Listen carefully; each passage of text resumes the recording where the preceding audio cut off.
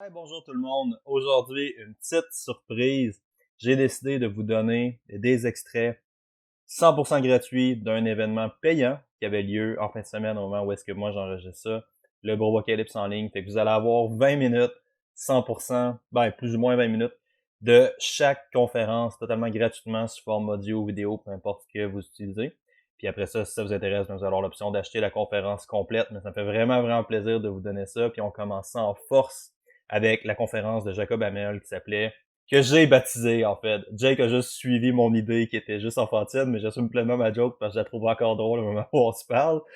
Une conférence baptisée, prendre la masse dans ton sous-sol pendant la pandémie, une histoire d'espoir. Fait que je vous laisse avec la conférence de Jacob Hamel. Bonne écoute tout le monde. Donc, la question, là, que quand c'est arrivé cette pandémie mondiale-là, il y a beaucoup de monde qui se sont demandé est-ce qu'on peut gagner de la masse musculaire à la maison? Il y a même beaucoup de coachs qui sont mis à dire que tu peux pas gagner de la masse musculaire à la maison, fait que profite-en pour perdre du gras, pour faire d'autres choses. Je suis pas nécessairement en désaccord, mais la question peut-on gagner du muscle en s'entraînant à la maison? En fait, bien sûr qu'on peut gagner du muscle en s'entraînant à la maison. Il faut juste être capable de choisir les bons paramètres d'entraînement puis de bien comprendre qu'est-ce qui se passe pour qu'un muscle grossisse. Donc, en fait, c'est juste de comprendre comment que le muscle grossit et de faire en sorte d'utiliser les outils à notre disposition pour créer assez de tension, pour hypertrophier le muscle, pardon, et avoir une progression. Donc, euh, tantôt, Alex disait que j'ai fait de l'entraînement différent un peu de ce qu'on voyait sur les réseaux sociaux.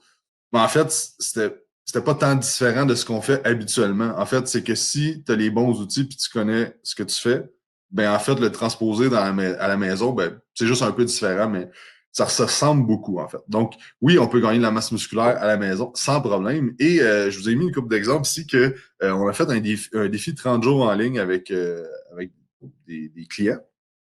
Et en fait, la moyenne des gens, là, on a eu 111 personnes au premier défi.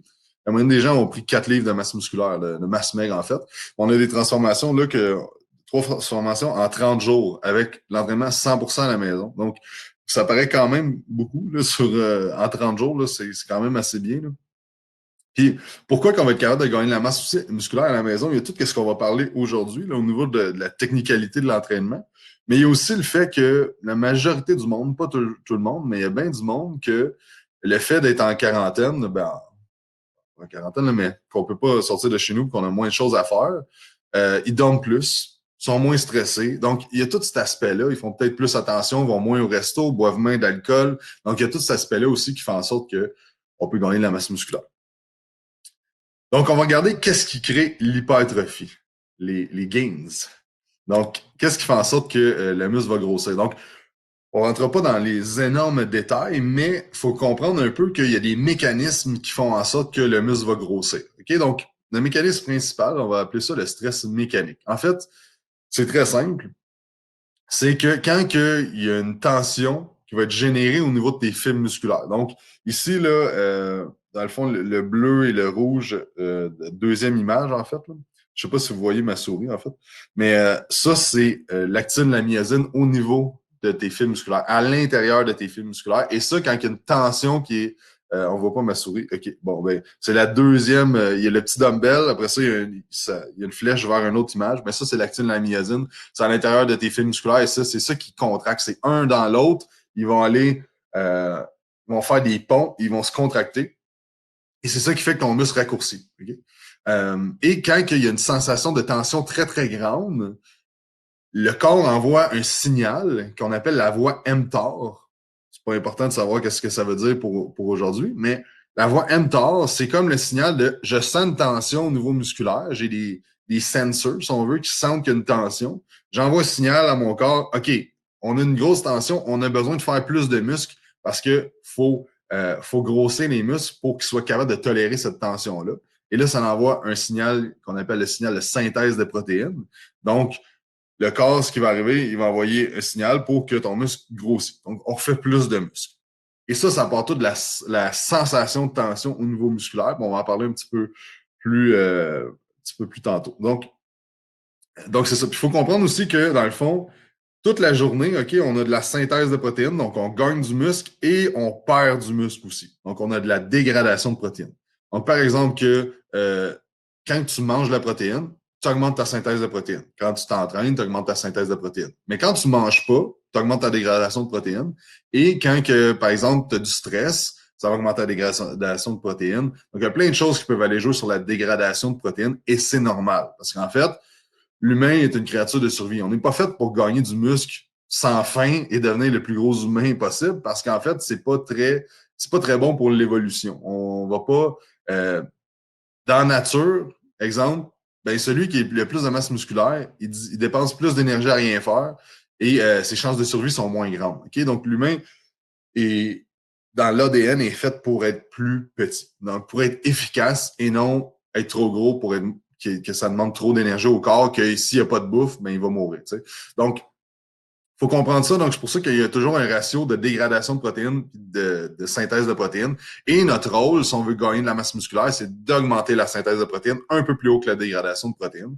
Et l'entraînement, ça envoie le signal de synthèse de protéines. C'est pour ça que si tu manges beaucoup de protéines, mais tu t'entraînes pas, ben en fait, tu n'auras pas de gain. Donc c'est ça. Puis, si on regarde aussi, il y a les acides aminés, donc les protéines qui vont augmenter la synthèse de protéines. Donc, euh, tout ce qui arrive, c'est qu'en entraînement, tu veux créer un maximum de tension parce que le stress mécanique arrive quand il y a une détection de tension musculaire qu'on appelle la mécanotransduction au niveau musculaire. C'est vraiment la force qui est créée durant les contractions musculaires. Donc, plus une contraction musculaire de ton actine, ta myosine à l'intérieur de tes fibres est forte, plus il va y avoir un signal de synthèse de protéines fort. Puis, dans le fond, on va regarder tantôt qui a un impact là-dessus, la relation force-vélocité. Il y a plein d'autres choses qui ont un impact là-dessus. Mais, euh, mais c'est ça. Mais ce qu'il faut savoir, c'est qu'on a besoin de créer un maximum de tension si on veut gagner de la masse musculaire. En gros, c'est ça. Ensuite, on a un autre mécanisme. Donc, le stress mécanique, c'est lui que la science s'entend pour dire on sait que si tu as de la tension sur ton muscle va grossir. Puis aussi, on peut parler de surcharge progressive, un coup que tu as un certain stress sur ton corps va s'adapter. Et ben, si tu remets le même stress, il ne s'adaptera pas plus. Donc, j'aime ça dire l'analogie du bronzage. Donc, si tu veux un beau bronzage pour l'été, tu vas faire une petite exposition constante et progressive au soleil, right? Tu vas pas aller te mettre 8 heures au soleil et dire, OK, avoir un beau bronzage, non, tu vas brûler. Mais si tu fais toujours, mettons, 15 minutes de bronzage à tous les jours, tu vas atteindre un certain point où est-ce que là, ben, tu vas toujours rester pareil, tu ne vas pas progresser au niveau de ton bronzage. Okay? Donc, c'est la même chose au niveau de l'entraînement. Si tu fais toujours la même chose, tu ne progresseras pas, mais si tu fais toujours trop pas la même chose, tu vas pas un coup de soleil. Donc, c'est toujours de façon progressive. On n'en parlera pas tant aujourd'hui, mais on va toujours avoir une surcharge qui est progressive et de progresser de semaine en semaine, de mois en mois et d'année en année. Donc ensuite, on a un autre mécanisme qu'on appelle le stress métabolique, qui est en fait tout ce qui est l'accumulation de métabolites au niveau musculaire. Donc quand tu fais plus de répétitions, il va y avoir une accumulation de déchets métaboliques, on appelle les métabolites, puis il va y avoir aussi plein d'autres choses. Et on sait que le stress métabolique amène à une certaine hypertrophie. C'est secondaire comme mécanisme, mais ça le fait. Donc c'est pour ça qu'il y a des gens qui vont dire que euh, faire de la pompe, genre faire des hautes répétitions, ça va amener à l'hypertrophie. On va en parler un petit peu plus tantôt. Donc, il y a plusieurs théories. On n'est pas sûr à 100% c'est quoi, parce qu'en fait, le stress métabolique amène à fait différentes choses. Ça peut augmenter le recrutement d'unités motrices. On ne va pas en parler tant aujourd'hui, là, mais on va être capable de recruter plus de fibres musculaires. Ça augmente la sécrétion d'hormones anabolisantes, MGF, IGF-1, hormones de croissance. Ça peut aussi altérer la production de myokines, comme le myostatin qui va empêcher qu'on gagne la masse musculaire. Tu sais, je sais pas si vous avez déjà vu des grosses vaches, là, ça s'appelle des pas Blue Mountain, mais quelque chose. C'est des vaches qui sont super, super, super massives. Et ces vaches-là, en fait, c'est qu'ils ont un facteur génétique qu'ils n'ont pas. Ils n'ont pas de myostatin ou ils en ont très peu. Et ça fait en sorte qu'ils font juste gagner de la masse musculaire. Il n'y a comme pas de frein à gagner de la masse musculaire, puis ça fait qu'ils deviennent vraiment énormes, mais ils meurent très jeunes, le cœur est trop gros, blablabla. Mais puis chez les humains, les plus gros humains euh, qui existaient sur la Terre, c'est des gens qui avaient des problèmys génétiques au niveau de la myostatine. Donc, plus ta myostatine est basse, plus tu gagnes la masse musculaire. Donc, le stress métabolique a été prouvé de pouvoir altérer un petit peu la myostatin. Rien de fou, mais ça peut te permettre de gagner un petit peu plus de masse musculaire. L'accumulation de ROS qui est du stress oxydatif et le gonflement cellulaire, juste de faire de la pompe, ben, qu'il y ait un gonflement au niveau de tes fibres musculaires, ça peut créer une augmentation de la synthèse de protéines et l'hypertrophie musculaire. Donc, c'est juste une autre voie que, tu sais, souvent la question, on fait-tu pesant ou léger pour gagner de la masse musculaire? Ben, les deux, ça va fonctionner, mais de différentes façons, en fait, de différentes voies. C'est comme si, tu sais, on dit tous les chemins mènent à Rome. Là. Il y a comme plusieurs voies aussi qui mènent à l'hypertrophie. Ensuite, on a un autre mécanisme qui s'appelle le dommage musculaire. Le dommage musculaire, c'est souvent ça que le monde dit. Ah, faut-tu créer du dommage au niveau de tes fibres musculaires? Puis on dit que, tu sais, puis je disais ça avant aussi, mais c'est le fait de déchirer ta fibre musculaire qui va faire qu'elle va grossir. Ben, en fait, pas vraiment. Donc, le dommage musculaire, c'est justement quand il arrive un dommage au niveau des disques Z, au niveau de la fibre ou peu importe, quand tu as vraiment un stress excessif, mais ça va créer un certain dommage. Et on avait vu que dans les études, ça augmentait beaucoup la synthèse de protéines. Super. Mais qu'est-ce qu'ils se sont rendus compte? C'est que quand tu crées un dommage, la synthèse de protéines augmente vraiment beaucoup, mais elle diminue rapidement au même point. Donc, tu n'as pas une augmentation constante comme qu'on est capable de créer avec le stress mécanique. Et ce qui est intéressant avec le dommage musculaire, c'est que c'est dur à dissocier un peu du stress mécanique parce que c'est tout ce qui est entraînement à l'échec musculaire, en excentrique, des charges lourdes, du volume excessif. Mais toutes ces choses-là aussi créent du stress mécanique. Donc, on va dire un peu à dissocier les deux. Mais si on prend une fibre musculaire et on crée du dommage dedans, ils prennent une fibre, ils coupent dedans, ben, ils voient qu'il y a une augmentation de la synthèse de protéines et ça revient au même point et la fibre ne grossit pas. Donc, il n'y a pas une hypertrophie qui se crée après ça. Donc, c'est intéressant de se dire, OK, ben, créer du dommage, c'est pas nécessairement efficace pour gagner de la masse musculaire sur le court terme. L'augmentation de la synthèse n'est pas liée directement au gain de masse musculaire. Et par contre, il y a un potentiel d'hypertrophie sur le long terme. C'est comme un investissement quand on crée un certain dommage musculaire parce que ça va augmenter la prolifération des cellules satellites. Donc, on ne va pas rentrer dans ce détail-là aujourd'hui, mais ça va faire en sorte qu'on va avoir plus de myofibrilles qui peuvent t'aider à grossir. Donc, c'est pas nécessairement que c'est mauvais, c'est juste à utiliser intelligemment. Puis on va en parler un petit peu plus en détail. Et les courbatures ne sont pas signes de dommage musculaire. Donc, c'est pas parce que tu es raqué que tu as créé beaucoup de dommages. Donc, il y a une certaine corrélation, mais c'est pas toujours ça. Parce que la première fois que tu fais un plan d'entraînement, tu changes tes exercices, tu vas être plus raqué. Oui, tu vas avoir un certain dommage musculaire, mais les courbatures, c'est pas directement relié au dommage musculaire. J'ai mis aussi des petites. Je sais pas si Alex va vous laisser les slides, mais j'ai mis des petites recherches aussi si vous voulez aller lire un petit peu plus sur le sujet. Donc, lever pesant, pousser au-delà de l'échec musculaire et faire un volume excessif ne sont pas nécessairement des façons efficaces de gagner de la masse musculaire. Sauf si tu t'appelles Ronnie Coleman. Là, c'est un petit gif qui faisait un row, mais finalement, ça ne marche pas. Mais, tu sais, qu'est-ce qui différencie les athlètes d'extrême haut niveau, donc de 1% du 1%, comme par exemple Ronnie Coleman ou les bodybuilders de très très haut niveau, c'est que la génétique. Puis il y a eu une interview de Ronnie Coleman, justement, il est sorti hier ou avant-hier, sur le podcast de Joe Rogan, puis tout le long, il parle juste de ben ça prend de la génétique, ça prend de la génétique. J'ai pas tant rien fait de spécial, c'est vraiment la génétique, la constance, l'effort, tout ça, là, tu sais, mais l'affaire, c'est qu'il y a du monde, des fois, qui vont être ultra constants, qui vont être ultra sacoche pendant 10 ans de temps, puis jamais ils vont atteindre un niveau que quelqu'un qui va le faire comme à 50% mais avec une génétique de fou. Faut pas, c'est plate, mais c'est ça. Donc, c'est pas pour rien que c'est pas tout le monde qui peut aller jouer dans la NBA, dans la NFL, dans les sports olympiques, mais c'est la même chose au niveau de l'entraînement en musculation. Il y a du monde que Ronnie Coleman, il comptait que quand il était au secondaire, il squattait 500 livres. Il y a du monde qui vont s'entraîner toute leur vie, ils ne seront jamais capables de squatter 500 livres.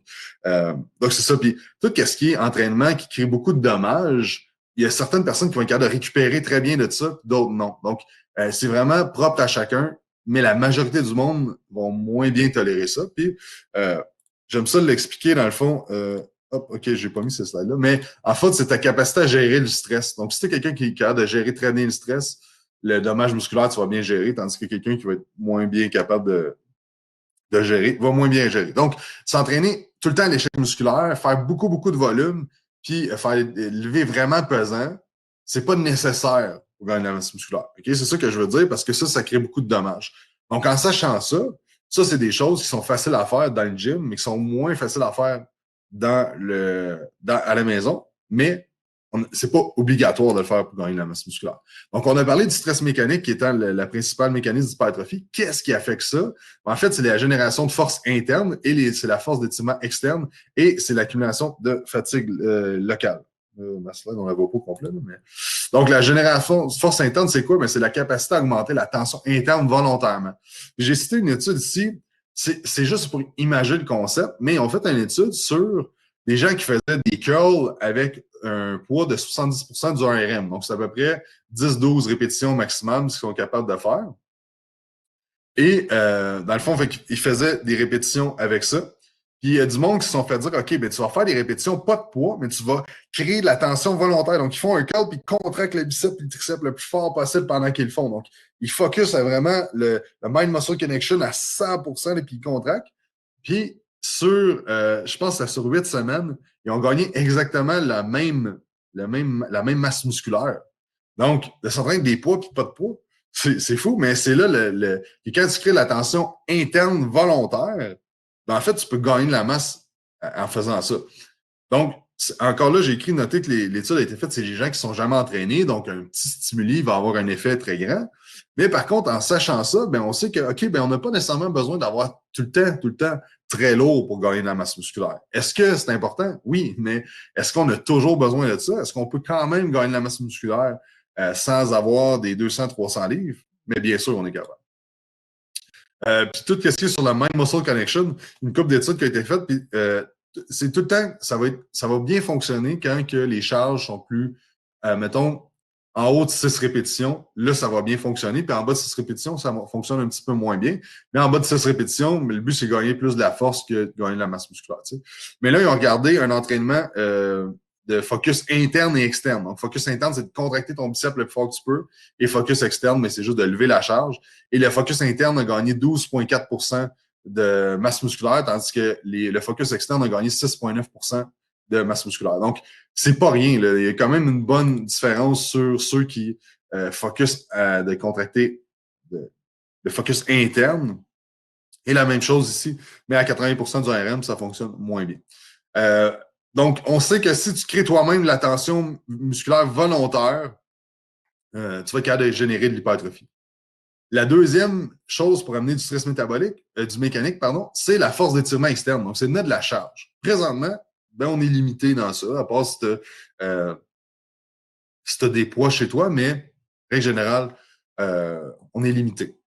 La fatigue locale, en fait, c'est de se rendre à des répétitions qui vont avoir un effet. Donc, c'est de rendre à une certaine fatigue où est-ce que, on va en parler tantôt, mais quand tu commences mettons, tu fais un push-up, tu finis ton push-up, là, tu commences à trembler, puis tu as de la misère à finir, puis le concentrique se ralentit, ben ça va amener de la fatigue locale et on va appeler ça, ces répétitions-là qui commencent à être vraiment challengeants. C'est le concept des répétitions effectives. Donc, des stimulating reps en anglais. Et dans le fond, c'est un concept de Chris Bursley, mais que ça a été apporté par pas mal de monde, qu'en fait, c'est seulement les 5 dernières répétitions qui ont réellement un gros effet d'entraînement. Et dans le fond, mais on voit que ce soit, mettons, un 8 RM, mais il y a juste 5 répétitions de la fin qui vont avoir un gros impact majeur. Et quand on fait un 15 RM, donc 15 répétitions, il y a quand même juste les 5 dernières répétitions qui vont être challengeantes. C'est sûr que plus on va dans le spectrum de 15 répétitions, plus on va aussi avoir un aspect de stress métabolique. Donc, il va y avoir une accumulation de métabolites et, dans le fond, de question hormonale aussi à Jeff One, cette affaire-là.